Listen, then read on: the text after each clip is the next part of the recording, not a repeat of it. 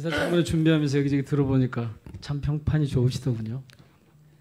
예, 인사 말씀하실 때도 보니까 컨셉도 좋고 그 구조와 전개 과정도 좋고 표현도 좋고 그래서 아, 이 훌륭한 분이 후보자가 되셨구나 이런 생각을 했습니다. 조금 전에 다들 이제 여러분이 말씀을 주셨는데 그 서울대 법이 있죠. 그 법에 영리 활동으로 허용되는 것은 사회이사뿐이거든요.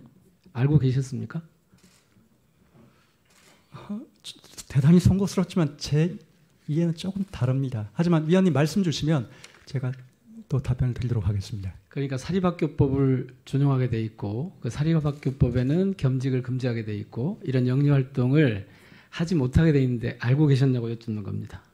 예, 뭐 겸직 금지나 영리 업무에 대한 언급이 있는 것으로 알고 그런데 있습니다. 네. 다들 보셨겠지만 5년간의 의견서 대가로 18억 1천만 원가량 되고 중요한 건 최근 5년간의 근로사업 기타 소득을 이렇게 비교를 해보니까 표를 한번 보시면 근로소득 대비 근로외 소득이 무려 5년 평균 3.3배예요.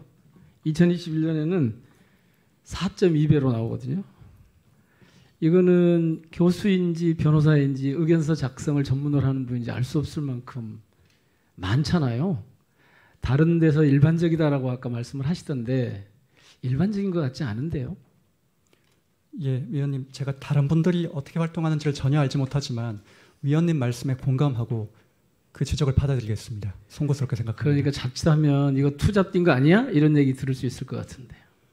예, 아까 말씀드렸듯이 저는 연구의 일환으로 사실 학술 의견을 작성하고 증언을 했습니다만 위원님 말씀 제가 세게 듣고 제가 본업에 충실한 그런 의미에서 대법관 퇴직하고 로펌 같은 데 들어가지 않겠다 이런 약속하실 수 있겠습니까? 예, 위원님 지금 이 시점에서 제가 말씀드릴 수 있는 것은 아니 만약에 대법관이 되고 난다면요. 예, 만약 대법관으로 임명이 되고 네, 퇴임한다면 네. 저희 간절한 소망은 학계로 돌아가는 것입니다. 그 점은 말씀드릴 수 있습니다. 원래 후보자께서는 대학 교수가 되는 게 꿈이었는데 그걸 몰라서 판사가 됐다고 그러셨죠. 답변서에 그렇게 하셨던데 예, 그런데 보면 판사를 하시면서 학위를 하셨더라고요. 네, 그렇습니다. 보통은 그렇게 박사까지 받고 또 외국에 연수까지 가시고 그러셨던데 이런 일이 가능하지 않거든요. 어떻게 그런 게 가능했습니까? 판사도 하면서 판사 일만 가지고도 너무 일이 많다고 그러는데 석사, 박사 과정을 하셨더라고요. 가능한 이유가 뭐 비결이 있습니까? 특별히? 예, 위원님 우선 제가 판사 업무를 게을리하지 않았다는 점 조심스럽게 말씀드리고 아니 그냥 상식적으로 보면 대학원 과정을 하면서 그것도 야간도 아니고 일반 대학원을 다니면서 판사 업무를 한다는 게 다른 분들이 생각할 때는 쉽지 않을 거예요. 예, 뭐 나름대로 잠 줄여가며 성실하게 살았습니다만 뭐 위원님 말씀도 일리가 있는 것 같습니다. 그다음에 네. 연수를 가셨죠 판사 때? 네, 그렇습니다. 갔다 오시면 그 다녀오신 기간에 3배를 의무 복무를 하게 돼 있는데 2년만 하고 그 비용 일부를 상환하면서 학교로 가셨더라고요. 괜찮습니까? 네, 그 점도 판사이기 때문에 연수 기회를 준 건데. 네, 뭐 그 점도 제가 법원에 송구스럽게 생각하는 부분이고 다만 그래서 이제 상당히 저로서는 거액의 비용도 상환을 하고 아니 그건 비용의 문제가 됐습니다. 아니라 태도의 네네. 문제거든요. 예. 그래서 그러니까 교수를 하고 싶었는데 판사가 됐고 판사를 하면서 대학원 과정을 해서 다시 연수까지 다녀와서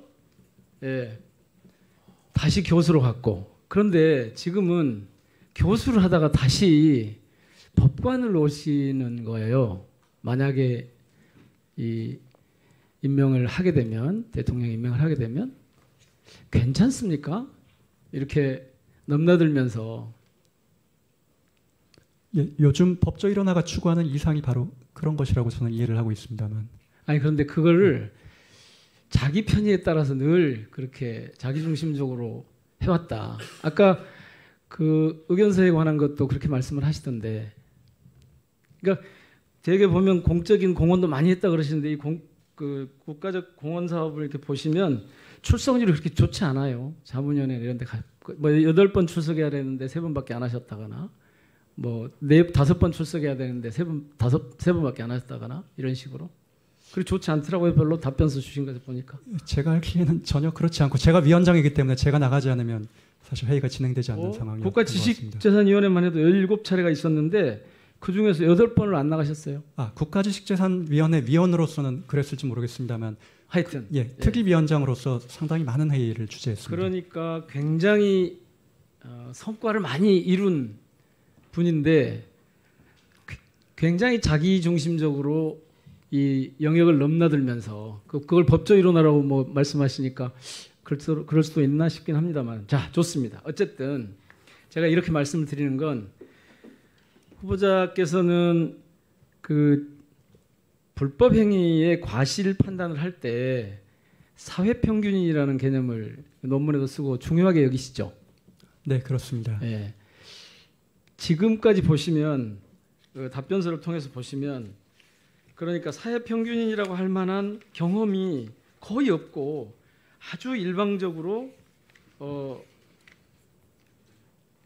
그 그러니까 판사로 시작해서 그러니까 법대에 가서 판사로 가서 교수로 갔다가 다시 지금 대법관을 가는 이런 경우면 사회평균이라고 하기 좀 어렵지 않겠어요? 그런 사고나 그런 경험이 없기 때문에 나중에 재판하는 과정에서 그런 개념이 중요한 가치로 작동하기 어려울 것 같은 느낌이 듭니다만은. 네, 뭐 의원님 아까 말씀하신 사항 종합해서 잠시 답변드리면 우선 저는 제 삶에서 돈을 쫓는 선택을 한 번도 적어도 진로에서 한 적이 없습니다. 로펌에 제이 물리치고 법관으로 갔고 또 거액을 환수하고 월급 깎여가면서 교수가 되었습니다. 그래서 답변 들어보고요. 예. 그런 점을 조금 너그럽게 고려를 해주시면 좋겠고 사회평균인에 대한 위원님의 지적은 제가 무겁게 받아들입니다. 제가 뭐 나름대로는 여러 봉사활동이나 종교적인 삶을 통해서 어려운 분들을 많이 만났다고 생각하지만 제 스스로 그런 삶을 살았다고 말씀드릴 수 없기 때문에 감히 사회평균인의 마음을 충분히 이해한다고 말씀드리기 어렵고 제가 할 수 있는 일은 최대한 공감력과 상상력을 발휘해서 그 어려움 처지에 있는 분들의 마음과 처지를 헤아리는 것이라고 생각합니다. 열심히 노력하겠습니다.